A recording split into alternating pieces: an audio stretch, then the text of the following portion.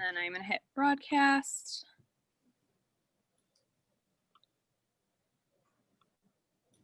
Get our attendees. Hello. All right, I'm just going to wait a couple of seconds while the computer loads all of our attendees.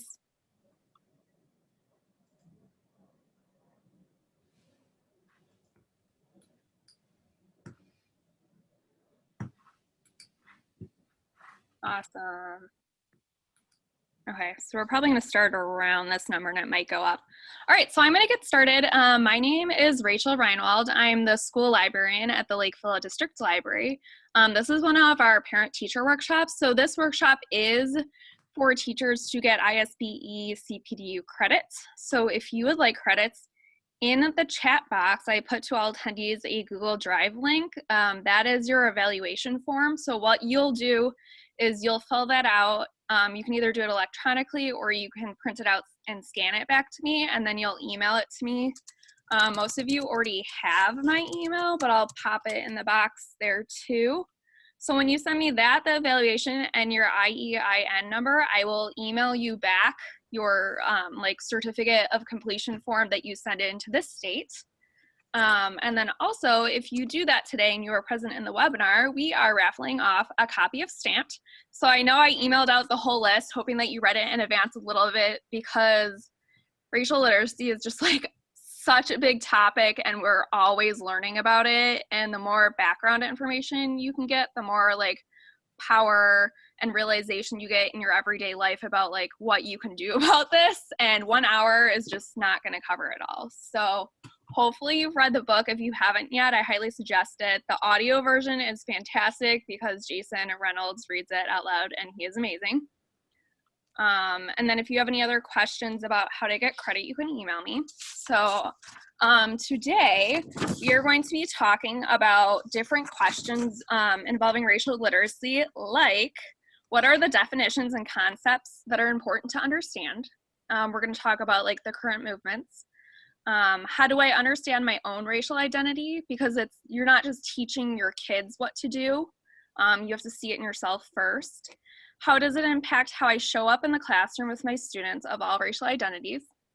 How does it impact my pedagogy, my curriculum choices, my policies and procedures? And I know we have a couple of school administrators on here too, so that'll be nice. So with us, we have Ismalis, Nunez, and Christine Saxman. They are both racial equity consultants. They each have their own companies.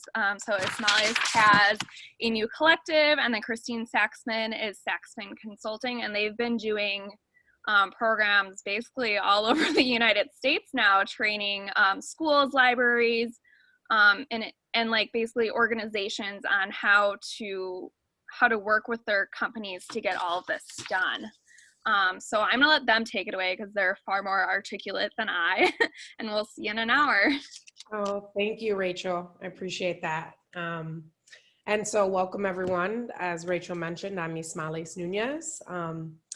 And I am a consultant who actually talks about race and racism and the impact. And so I've been fortunate enough to do this work with Christine for the last 2 years. We worked for Courageous Conversations About Race, and due to COVID, we were laid off. And so now we're just taking this on the road and continuing to have this conversation during COVID, especially amidst during what's happening with racial reckoning and across the country.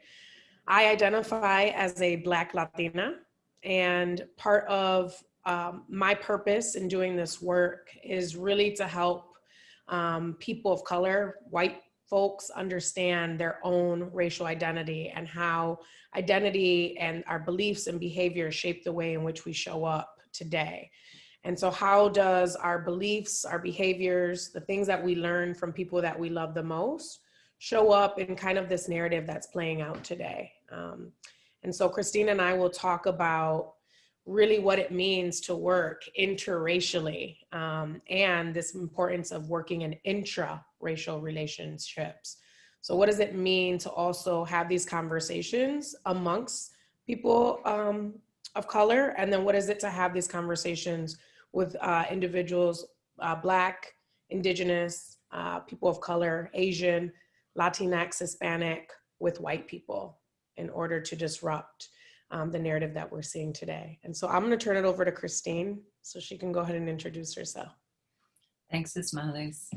So I'm Christine Saxman. I identify as a white woman. And as Ismalis said, so much of our work lately has been about how do we reckon with race amid this summer of COVID and the differential in the ways that COVID has impacted communities of color. And that's actually all communities of color. As the most recent data comes out. So Black communities, Latinx communities, Native and Indigenous communities, and Asian American communities. Now, of course, we knew that Asian American communities were being affected by some of the racism that was coming around, some folks' insistence on referring this to as the Chinese or some even more derogatory terms. And so we've seen a real spike in anti-Asian racism this summer, and there are ways in which all communities of color are being disproportionately affected by COVID than white folks. And so part of my purpose, Ismalis talked about her purpose, part of my purpose is, as a white woman, to really intentionally build loving, intentional communities of white folks who are dedicated to anti-racism. And that we do it in accountability to and solidarity with folks of color. And so the first question that I'm just going to open with to ask Ismalis is,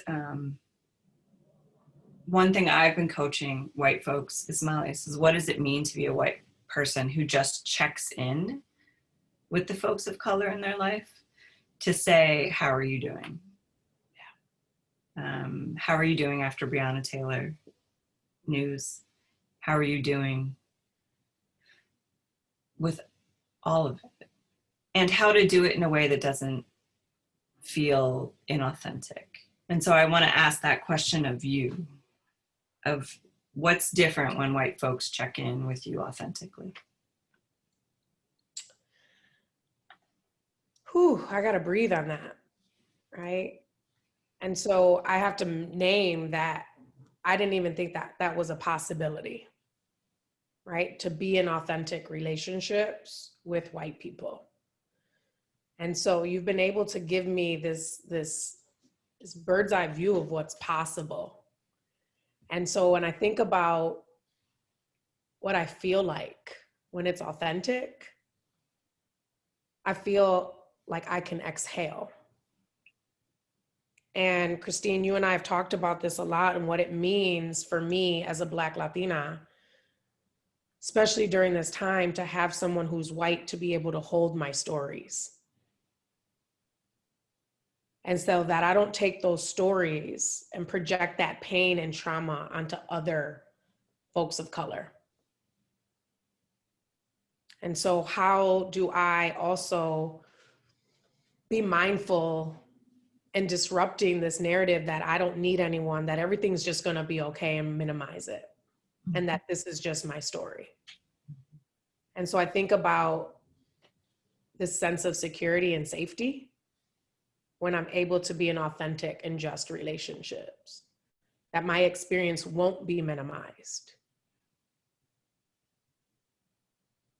Thank you. So I know some folks are hoping that we might do some work on some vocabulary. So let's maybe wrestle a little bit. Like, what's the difference between anti-racism, racial equity, and racial justice? Do all those things mean the same thing to you?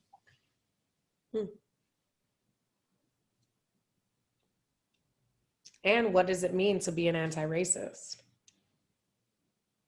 I'm hearing this word a lot. And so I think it goes back to the question you asked, Christine, of like, what does that feel like to be in just relationships with white people? And I think of authenticity and not just buzzwords and terms. And to say I am an anti-racist, but what does it actually mean to show those behaviors, to take the risk that folks of color like me are taking every single day. And it's not just enough to not be racist. So I think about the conveyor belt.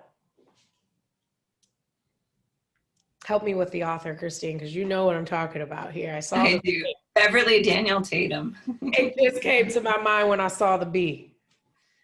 And so I think about this notion that she says that we have to be anti-racist and we're moving on this conveyor belt. And so what does it mean that when racism is coming towards you, these actions, these microaggressions, that you actually are walking towards it and you're actively fighting it? And that you don't get complicit and you just go the same way the conveyor belt is going and saying, oh, that doesn't impact me. Yeah. What you're saying really resonates with me as a white person. And I think about, for my own self, the ways in which I would fear being called racist. And so it was more important to know I'm not racist versus embracing this idea that I could actively, and when I talk about like the intentional community, like that's what I mean, that like I'm intentionally as a white person keeping race and racism on the table. And I'm thinking about those two terms, racial equity and racial justice, because sometimes they're used interchangeably, and I'm not. Sometimes I think they're the same thing, and sometimes I think they're not. Sometimes I think about racial justice as being about righting the wrongs that have happened. And racial equity is about proactively anticipating and changing the system in ways so that we don't have harms happening. And I haven't, for me, that works, but they just don't feel interchangeable. Like I think about equity in the ways of folks of color getting access to what is needed for there not to be injustices, whereas racial justice is about some of those past justices or injustices. I'm just, as you're talking, Christine, I'm thinking about DEI work, right? Diversity, equity, inclusion. And I'm seeing parallels here, right? Of what it means for folks of color to be able to have the same access, right? And thinking about the proactive actions that we could do. And I'm thinking about the parallels of when I hear folks of like, yeah, this is diverse. And actually thinking about like, what actually does diversity mean? My family is diverse, right? And then really understanding this concept of equity. And what does that mean when we understand the injustices because of the racial inequities, things at play here, and all of the systems. And then I think about inclusion. And I'm thinking about how you said racial justice. And I think of this parallel of inclusion as this notion for racial justice. What does it mean to be okay with flipping the system and power dynamics? And really making room for folks who look like me, who have never had a seat at the table.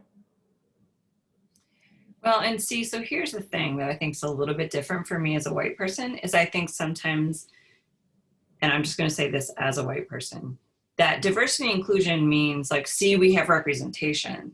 So you're at the table, so you're included. But the E to me is really important there, the equity part, which means that we're actually going to work into transformation. Because if we only have diversity in how we look differently and inclusion in that, like you're at the table, but we're not actually willing to transform, then what are we really doing? Are we just going to keep replicating the same things over and over again? Yeah. When I think about that as a Black Latina, right? And I think about the ways in which I replicate some of the ways in which some of our systems have been built and how I internalize those behaviors, right? This adherence to time. Christine, we talk about this all the time. What are those white cultural norms and values? And so what does it mean for me to understand self and the way I show up in those systems that I don't end up perpetuating a narrative? That's like my struggle that I am balancing constantly as a Black Latina. So hearing you as a white person name that, just thinking about how I internalize a lot of those behaviors and having this conversation about race has been risky for me. Sometimes it's okay for me to minimize that, right? That's what I think. It'll just go away. That was my hope. So even to grapple and struggle and to have this conversation with you about the difference of what it means and our understanding of equity, diversity, racial justice. And I think that goes to a point that we always talk about, Christine, of what does it mean to understand that people are in different places and spaces?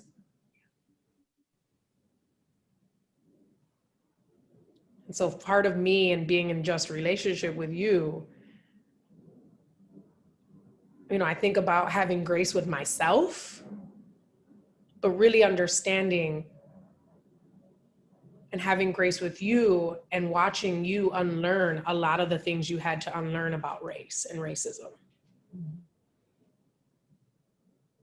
And so that gives me this possibility, this hope. Well, and it's funny that you say the learn and unlearn, because in a lot of ways, when we talk about white culture and cultural norms, I didn't even realize that my cultural norms were cultural, right? And that was part of my learning. And I want to be really clear for folks that white culture is, like any culture, has beautiful aspects to it and has things that I cherish and love. And the difference is when a system takes my cultural norms, white cultural norms, and makes it best and only for everyone. And school is about culture, modes of communication, modes of argument, modes of science, modes of being, modes of beauty, modes of expression.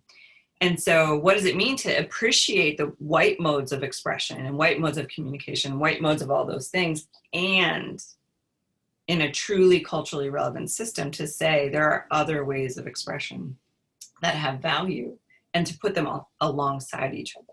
And for me, that's what cultural relevancy is. So when we think about what does it mean to take our understanding of race and racism and think about how does it play out in my classroom, I need to be aware of what's my cultural norm, that I have norms as a white person. And that's okay. And to realize that other cultures of different races have norms as well. Christine, yeah. Can I ask a question?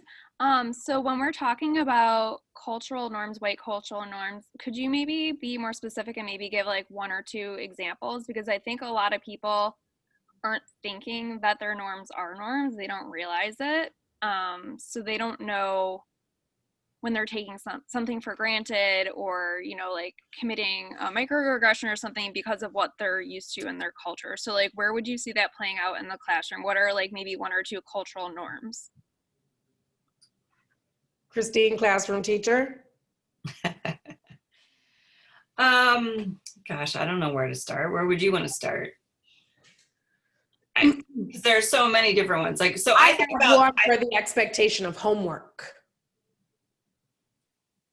and thinking about that, right? Because I think about the times in which I've internalized some thoughts of like, well, if you didn't do your homework means you don't care, right? Like I've run up these ladders and made all these assumptions, and then I attach race to it. So I'm just thinking about even this notion of homework. Yeah, well, I think so there's this idea of, I think often this idea that in order to be good, you actually have to go above and beyond as a white cultural norm. And so going above and beyond is always having your homework done, always having it done on time, never complaining about the homework. Or if you do it in a way that has, well, I'm going to edit there. But, and I think about homework as cultural. Is homework individualistic? I think for me, one of the most basic, from my perspective as a white person learning about this, has been about the difference between individualism and collectivism. So much of education is about being able to do things on your own, right? So assessments are on your own, homework is on your own, seeking out help from your teachers on your own. All of those things you have to do as self-starters. And learning all of those skills is important. And collectivism, right? Zaretta Hammond's book names that, what is it, like 80% of the world actually lives from a collectivist perspective. And so a collectivist perspective would be, so we should actually be creating knowledge together. We should actually be assessing knowledge together. We should be depending on a network of folks to be able to get homework done. And so that's also real. And so in a culturally relevant system, I'm both learning how to do all of these things on my own, as well as and I want to be really clear about this, I'm explicitly being taught how to do those things on my own. And I'm explicitly being taught how to do them together. I'm going to say, like, I'm a white person who learned the individualistic lesson really, really well. And I also learned that just being in a group wasn't really about a collective. It was still about looking out for myself. And I was that person who, when we got to college and grad school and we had group projects, I would just do it all. Yep. Because it was individualistic. I'm going to look out for my grade. I'm going to look out for myself. And I'm not really going to learn any skills about what it means to learn with and from someone else. And so I just did it all. And it wasn't until I kept putting my own students in groups and I'm like, it keeps going terribly. Then they're all mad that it went terribly. And they're like, but they didn't do this. And I'm like, well, you should have learned how to work that out. Who were they supposed to learn it from? They were supposed to learn it from me, but I wasn't explicitly teaching it because I didn't know. Because my white individualistic culture had taught me to just do it on your own. That became the transformative moment for me when I became much more of a truly racially conscious, culturally relevant teacher. I'm thinking about your story, Christine, and how helping folks understand how whiteness, and appreciate how you said it's not bad, right? There are some of those norms that I adhere to, right? We talk about the adherence to time. We talk about the planning for a future. It's not that any of those things are bad, it's when they become normed. And so I think about the ways in which I've also internalized white US culture. And so then hearing you speak about this concept of collectivism and individuality, I think about the ways in which I saw that as the set expectation, because that's also what defines success. And so I think about my own narrative of how moving away from home after high school, going to college, defined what success also looked like. And the more and more I realized that I did that, I realized that I gave up more and more of myself. And then I started to internalize that behavior and then started to judge the very own people that looked like me. See, that's white US culture at play. Is then when I look at other folks who look like me in the skin that I'm in, and I say, I did it, why can't you? And so now I have these expectations, but I'm really not understanding anybody else's experience because I've learned to navigate race and racism. And so then how then do I then put that pain onto folks? Yeah, do you feel like a lot of teachers put that on to their students with like they have different expectations than the students' culture would allow for, or what they're used to, or how they do things?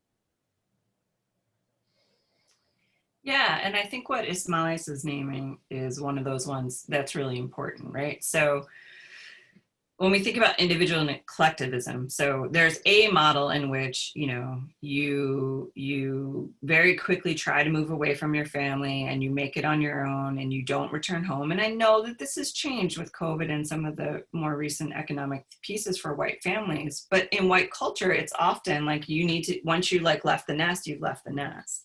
And that's not true for all, because I want to be clear, like not all white cultures are individualistic. Some of them are much more collective.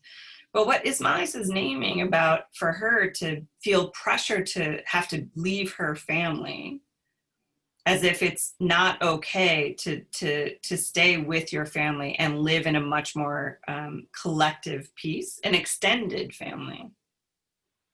And the ways that there are judgments about that, like, well, you know, well, I understand you want to help your family out, but like you need to go to college and you need to do these things, as if both of those things can't happen at the same time.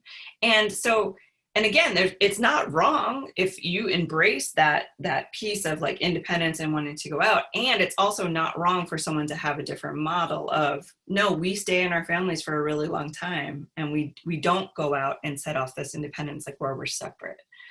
And so then the judgments that come in school is, so for the families that are not operating and that get out of the house as quickly as possible, get your independence as quickly as possible, as if there's something wrong with that, that's where it becomes negative.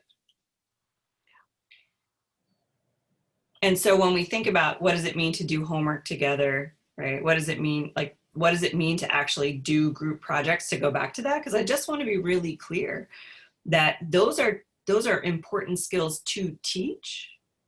But if I don't, and I didn't, when I first started teaching, I didn't have a clear sense of what it meant to teach a group project, to teach the skills of being in a collective and caring for the collective, and recognizing that that didn't mean everyone needs to do the same thing. It actually means to take the problem that you're trying to solve from a group project and who's best suited to do this part and who's best suited to do this part. We don't all have to do the same thing. And what does it mean to include folks who operate and approach problem solving from a different way than I do?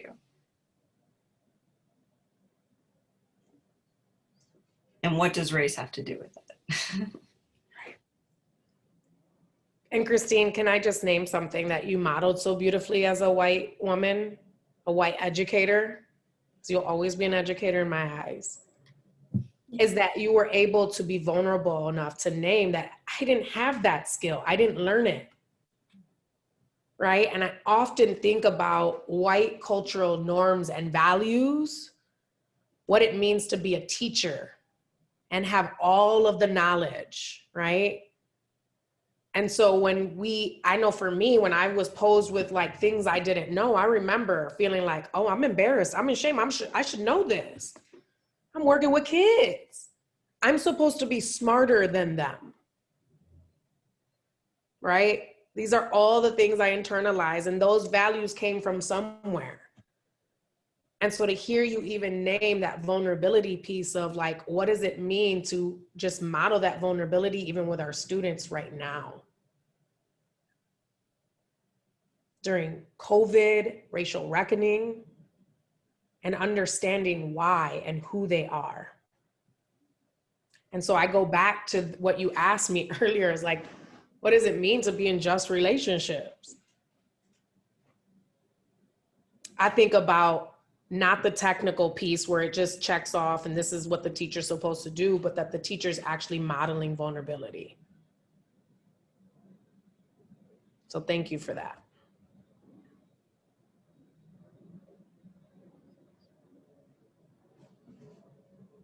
And I'm thinking a little bit about that balance, right? As you became more racially conscious and aware, right? Like, what were the feelings and emotions attached to that as a white woman? I know you laugh, but you know, I'm curious. No, I know. So at first, just like you named, there was a lot of embarrassment and shame and guilt. And I think to go back to that, like diversity, equity, and inclusion question, I went to an excellent school for teacher education. I had an excellent education, and yet I kind of walked out of it thinking that if I just include authors of color, like everything will just like fall into place. And the first time I taught a book by a Black man to a predominantly white class with one Black student in it, I could see it falling apart right in front of me. And so I felt some of that shame, some of that guilt, and some of that like, and I just kind of like went to what I knew, which was like literacy, but I want to check it. It wasn't racial literacy. It was just literacy. So let me just use the literacy skills that I've learned, but I didn't talk about race as any part of it. And I'm really clear that the damage that I did was that I reinforced a lot of stereotypes because I wasn't teaching it in a racially conscious way. I wasn't using racial literacy along with my literacy skills that I had taught. And that for me was that moment where I could have just diverted and just kept going down the just forget racial literacy, just keep on the literacy route. But it didn't, I call it my integrity twitch. And I was like, I don't want to feel shame, blame, and guilt. Like, I want to fix this. And so that's when I started as a teacher, just like any opportunity I could have to learn about race and social justice. And I did it. And so I took SEED, Seeking Educational Equity and Diversity. When Courageous Conversations came to our school, like I was like, I want to learn how to talk about race more effectively. I want to learn racial consciousness, and I want to understand myself as a white person and have a racial identity so that I can help teach other white kids about their own racial identity. And also be clear that like I had to learn some stuff about the racial identity development of folks of color. So we have a question for you then. So the teachers like this idea, but they want to know how, I think this one was a parent, how they can approach teachers to model that vulnerability. It says, I hear my daughter's teacher make comments like, don't be upset, don't be mad, when I would love to hear her validating feelings and emotions of students. Can you say that one more time? Yeah. How can you approach teachers to do just that, model vulnerability? I hear my daughter's teacher make comments like, don't be upset, don't be mad, when I would love to hear her validating feelings and emotions. Okay. So this is precisely what I was talking about, is as a white person, I had to actually learn about the racial identity development of students of color. So not only did I have to learn about my own racial identity development and the students who looked like me, but I also had to learn about what it was for students of color. Because before I was racially conscious and before I had racial literacy, I would have said like, yeah, like this isn't, don't get upset. Like this is, this is just how it is, right? Versus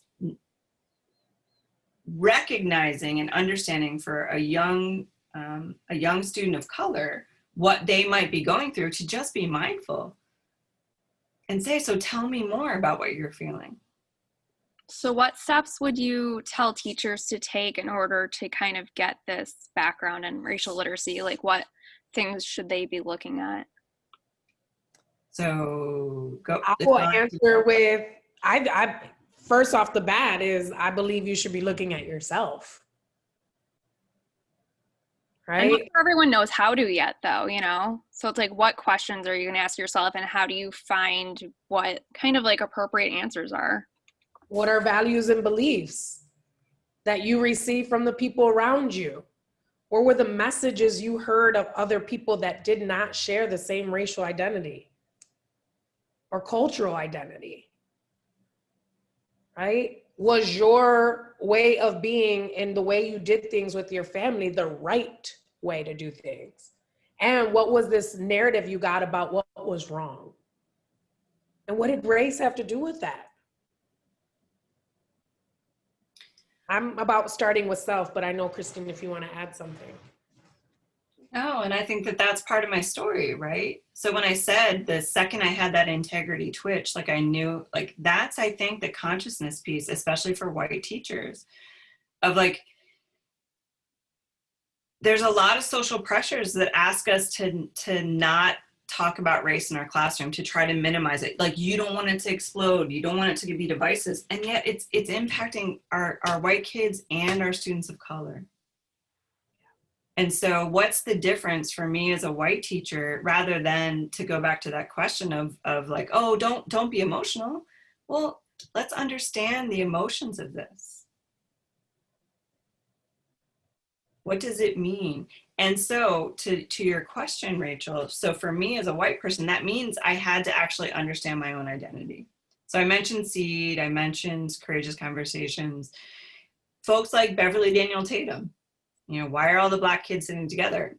And Peep This, and other essays about race. And she talks about white racial identity in there and why it's so important for white teachers. I mean, we still make up, I think, like 80% of the teaching force. Why it's so important to do what Ismalis is saying and understand ourselves.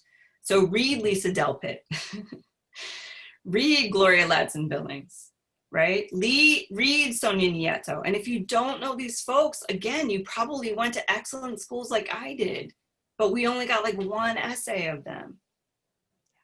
So what does it mean to read those things? And I'm going to throw this one out. Read Raising White Children by Jennifer Harvey, or Raising White Kids by Jennifer Harvey, which is a book that came out, I think, last year or maybe even 2 years ago. To understand like white identity development. Read Dr. Janet Helms, Black woman, psychologist out of Boston College. And she's the one who developed white racial identity framework for white people, because she's like, well, no wonder they struggle to understand how to talk about race. They don't understand their own experience because they don't have to. But I think we have to if we genuinely care about racially equitable and racially just classrooms and racially just relationships across race. I know people were asking about us recording a book list of the books you were mentioning. So if you want to email it to me later, I'll kind of like collocate everything. And then if there are newer copies, I know those books are kind of older because I read them when I was in college for education, but I could buy an extra copy for the teaching collection. So if you're interested in doing that, you can come to our professional collection and I will order the books.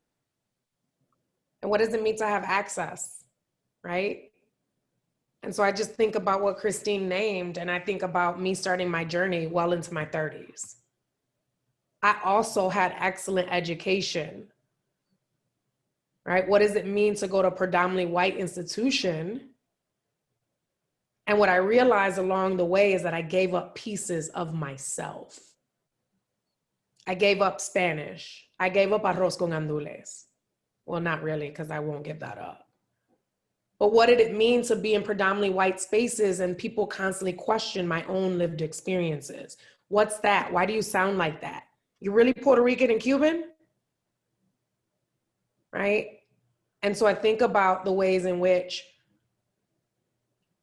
not having racially conscious and just teachers and systems also impacted me.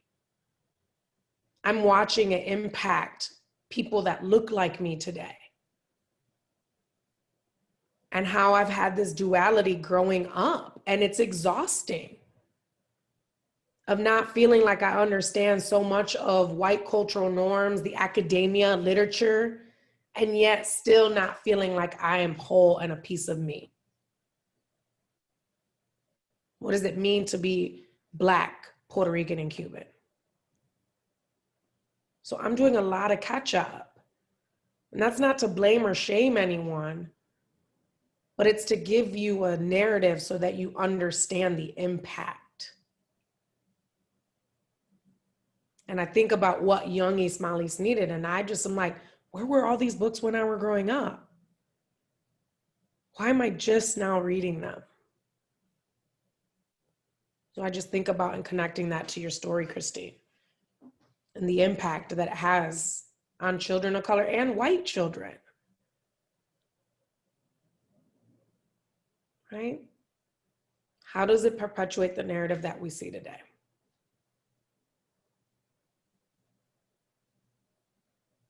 And I saw we just mentioned a couple pathways of building racial literacy. We're not saying one is right or the other, but there are so many ways, as Christine mentioned, there are books. What does it also mean to be in relationship with other people that share the same racial identity? To continue to do your own work and not at the expense of people of color. To gain some of that understanding. And it's not just to say we're going to stay in our group and we're going to then do that, but what does it then mean to be in just relationships and to have these conversations? Because I thought diversity training, all that, you can't tell me nothing. I am diverse. And as a Black Latina, I had to unlearn a lot of these said behaviors that we've mentioned that have become normed in a lot of our institutions. So I think about the pain and the trauma. I think about our teachers and educators of color, our administrators of color, and the pain and the things I'm wondering, the things that folks have given up to be in those spaces.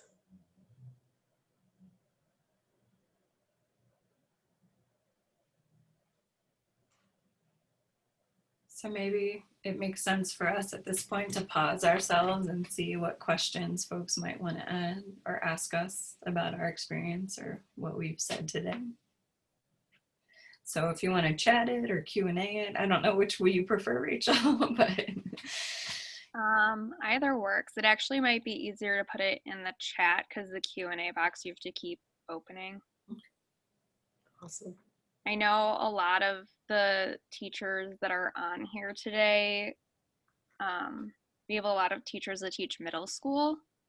Yes. So they're not really thinking about, their kids moving out yet, so like what would you suggest for that level? Like they're ready to talk about more of it, but like how would you address this with students?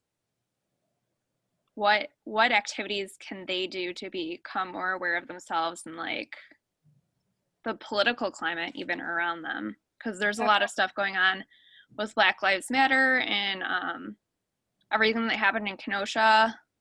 The shooter was from Antioch, which feeds into some of our schools. So there's a lot with politics going on right now. Like, how do you talk to kids about current stuff? What background do they need, So I just want to punctuate one more time, which is like being clear about where you are in your identity, right? So as a white person, being able to bring that vulnerability in and to say, I don't know. Because for adults to pretend right now that we know how to fix this is BS. And middle school kids, high school kids, elementary school kids have excellent BS meters.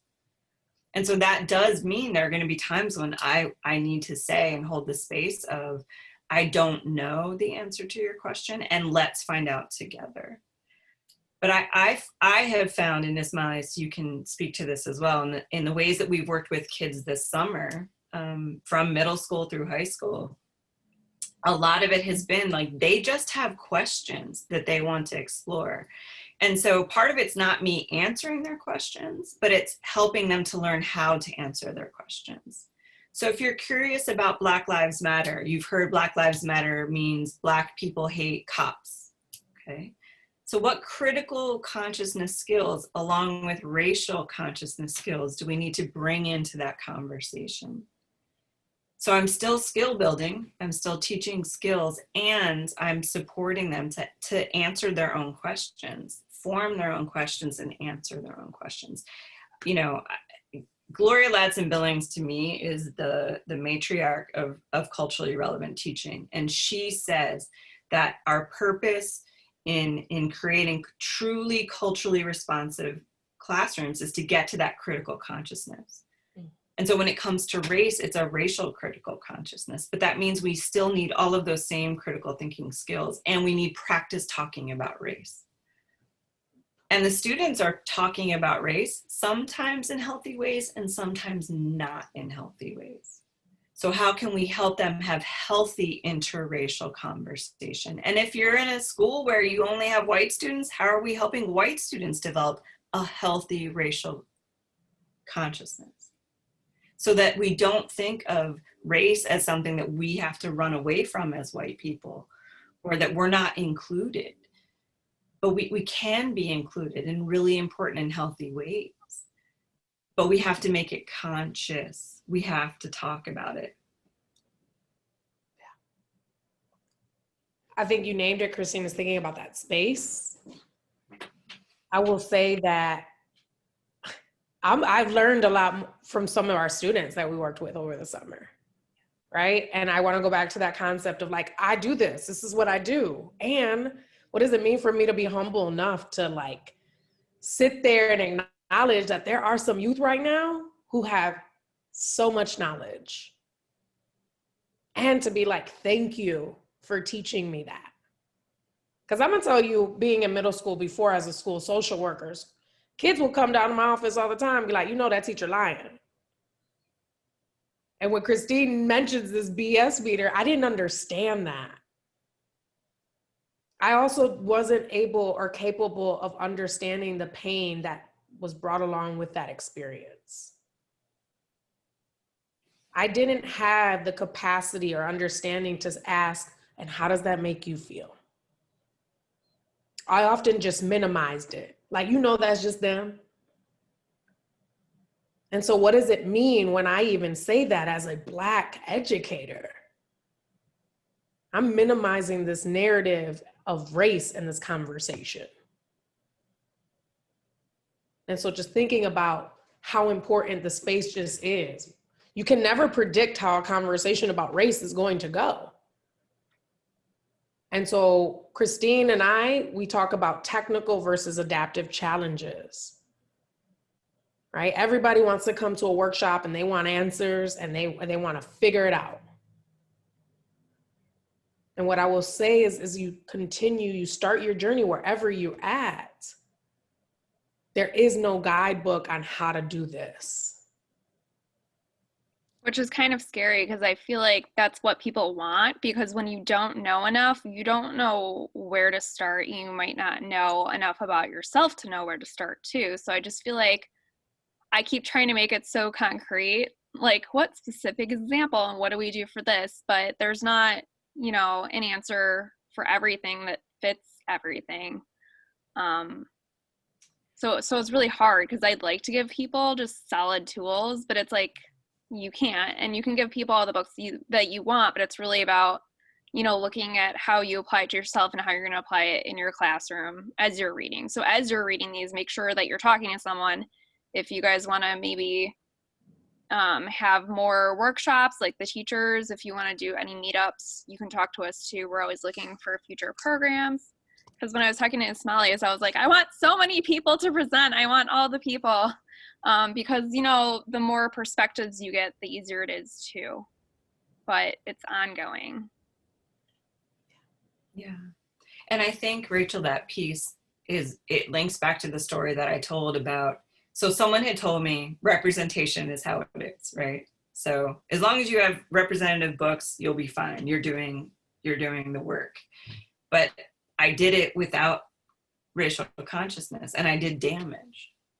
And so that's why your own consciousness, my own consciousness, my own belief system, I had to work on that at the same time that I was doing the technical things of teaching stamps, right? And I think someone, you know, put a comment that I saw quickly about, you know, but like, you teach stamps without talking about race? Like, that goes to the racial literacy. And I'm not trying to make fun of teachers who are doing that, because I was that teacher, but I had not been taught. So what is the racial literacy? Like, what do I need to work on? And so, and I can find those things out. I just have to be willing to believe that I also need to be transformed. This isn't just about me transforming my students. It's about my transformation as a white person. And then my transformation in my interracial relationships. When I say that I'm accountable to folks of color, having that consciousness of that I actually follow them through, and I check in with Ismalis.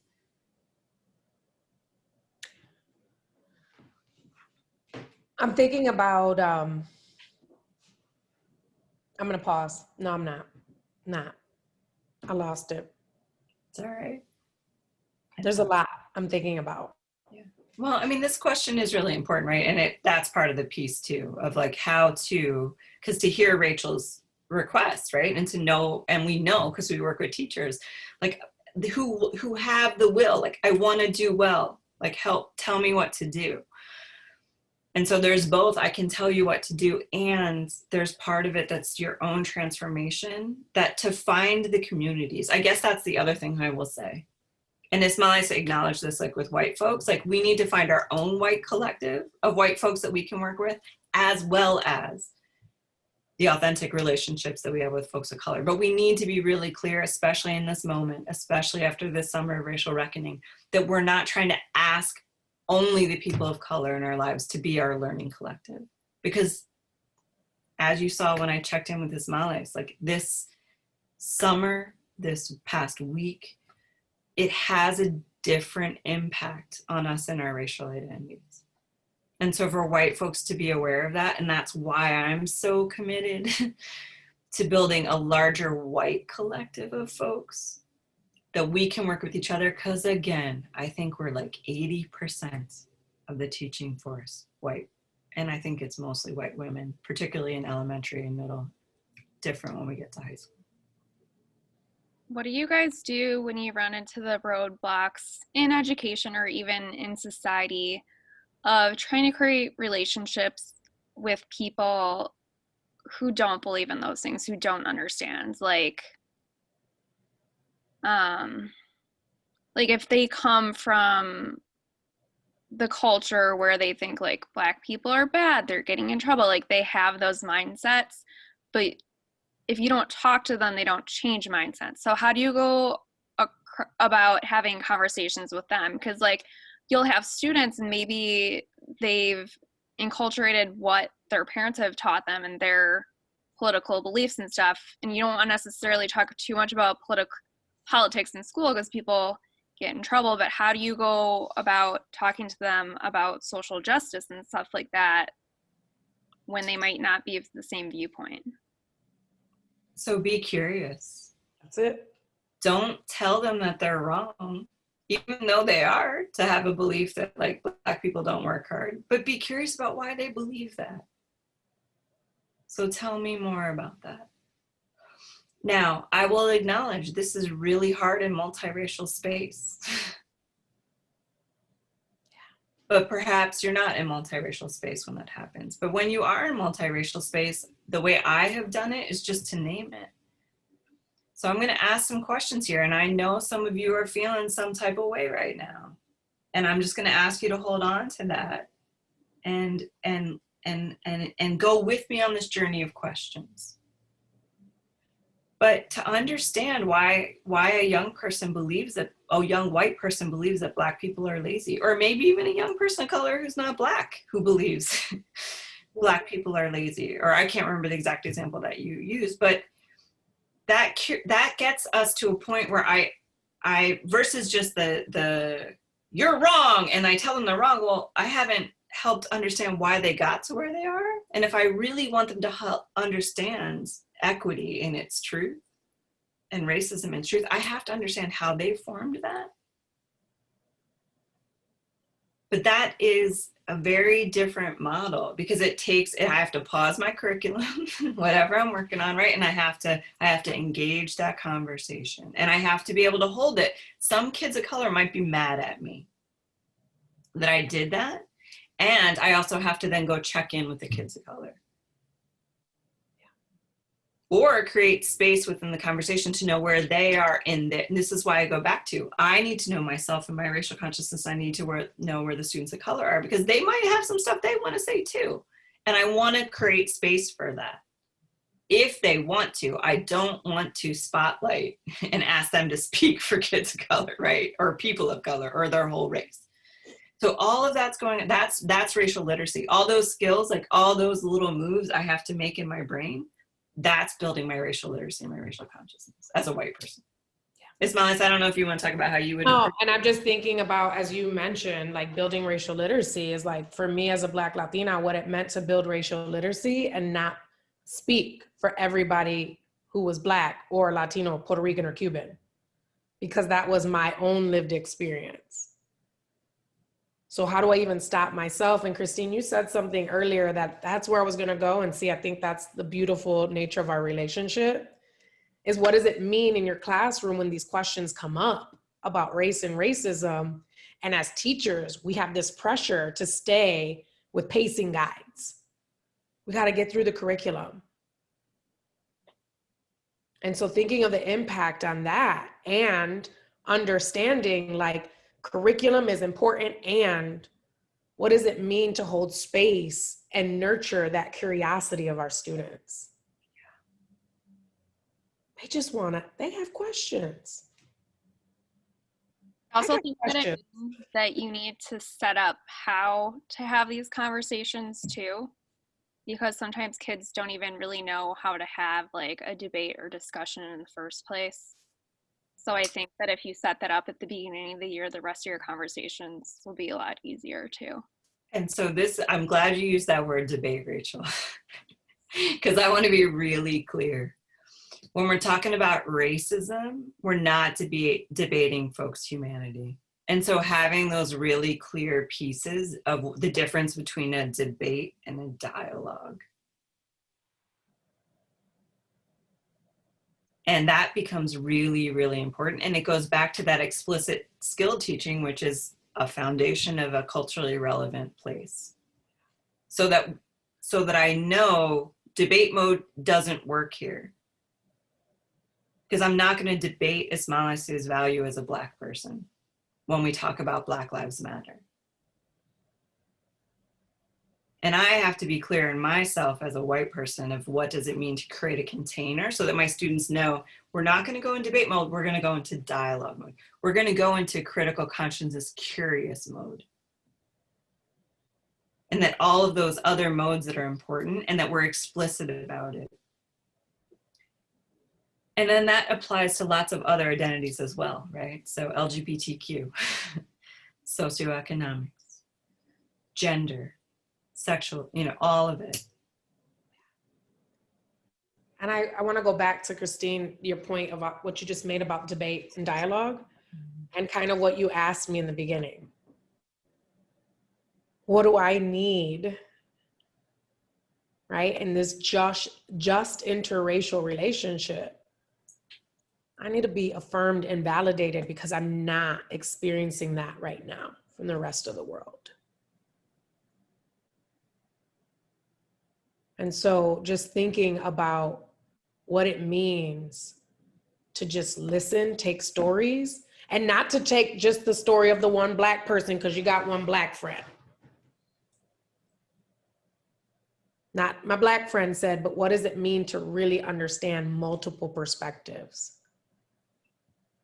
and find a critical missing perspective? That's what I'm thinking about. That's what I think about when we create justice.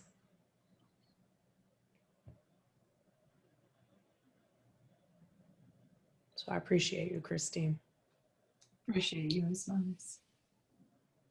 Oh, I love this so much. I wish we could do this forever. I need a million more panels. This was really great. If anyone has a last second question, pop it in the box real quick. Just a reminder, I reposted the link. It's a Google file, so basically it's just your evaluation form, and then you would send that to me with your IEIN. If you are a teacher that needs credit, my email is underneath. So you will have 7 days to return this to me, so I don't have to track you guys down all year. I have recorded this, which I'll stop the recording because no one needs to hear me talk.